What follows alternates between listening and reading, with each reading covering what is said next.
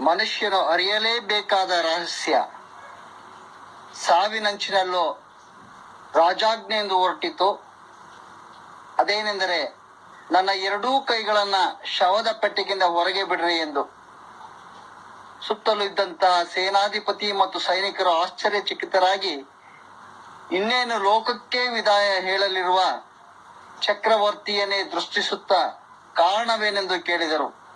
ಅದಕ್ಕೆ ಚಕ್ರವರ್ತಿಯು, ಈ ಲೋಕವನ್ನೇ ಜಯಿಸಿದ ನಾನು ಈ ಲೋಕಕ್ಕೆ ಬಂದ ರೀತಿಯಲ್ಲೇ ಬರಿದಾದ ಕೈಗಳಲ್ಲೇ ಲೋಕವನ್ನ ಬಿಟ್ಟು ಹೋಗುತ್ತಿದ್ದೇನೆ. ಆದ್ದರಿಂದ ನನ್ನ ಎರಡೂ ಕೈಗಳನ್ನು ನನ್ನ ಶವದ ಪೆಟ್ಟಿಗೆಯಿಂದ ಹೊರಗೆ ಬಿಡುವುದರಿಂದ ಲೋಕಕ್ಕೆ ಬರುವಾಗ ಏನಂದು ತಕೊಂಡು ಬರಲಿಲ್ಲ, ಲೋಕವನ್ನು ಬಿಡುವಾಗ ಏನನ್ನೂ ತಕೊಂಡು ಹೋಗುವುದಿಲ್ಲ ಎಂಬುದು ವಿಶ್ವ ಸಂದೇಶವಾಗಲಿ ಎಂದನು.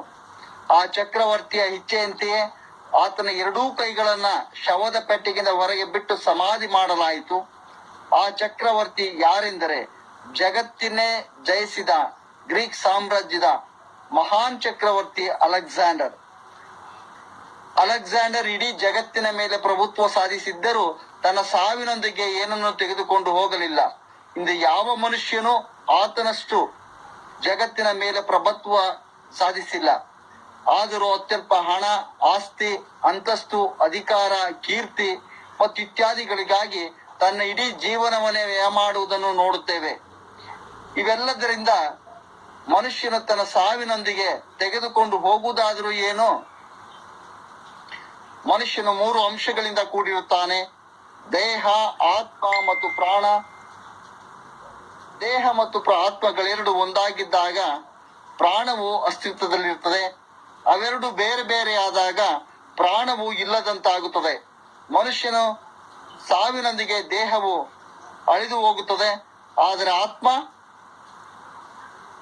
ಸ್ವರೂಪನಾದ ದೇವರು ಮನುಷ್ಯನನ್ನು ತನ್ನ ಸ್ವರೂಪದಲ್ಲಿ ಸೃಷ್ಟಿ ಮಾಡಿದ್ದರಿಂದ ಸಾವಿನ ನಂತರ ಮನುಷ್ಯನ ಆತ್ಮವು ಸೃಷ್ಟಿಕರ್ತನಾದ ದೇವರ ಬಳಿಗೆ ಹೋಗಬೇಕು.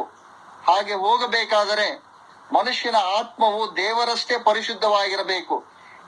ಇಂದು ಯಾವ ಮನುಷ್ಯನ ಆತ್ಮವು ತಾನೇ ದೇವರಷ್ಟೇ ಪರಿಶುದ್ಧವಾಗಿದೆ?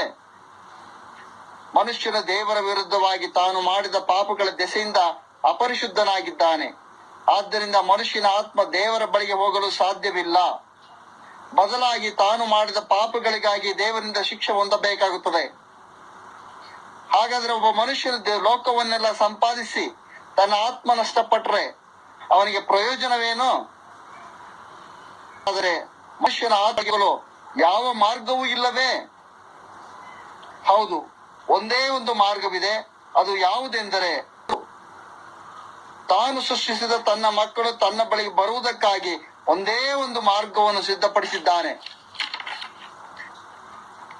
ಅದಕ್ಕಾಗಿ ಸೃಷ್ಟಿಕರ್ತನಾದ ದೇವರು ಯೇಸು ಕ್ರಿಸ್ತನಾಗಿ ಈ ಲೋಕಕ್ಕೆ ಬಂದು ನಮ್ಮೆಲ್ಲರ ಪಾಪಗಳನ್ನು ಹೊತ್ತುಕೊಂಡು ನಾವು ಅನುಭವಿಸಬೇಕಾದ ಶಿಕ್ಷೆಯನ್ನು ತಾನು ಅನುಭವಿಸೋದಕ್ಕಾಗಿ ಶಿಲುಬೆಯನ್ನು ಏರಿದರು. ಆದುದರಿಂದ ನಮ್ಮ ಕರ್ತನಾದ ಯೇಸು ಕ್ರಿಸ್ತನೇ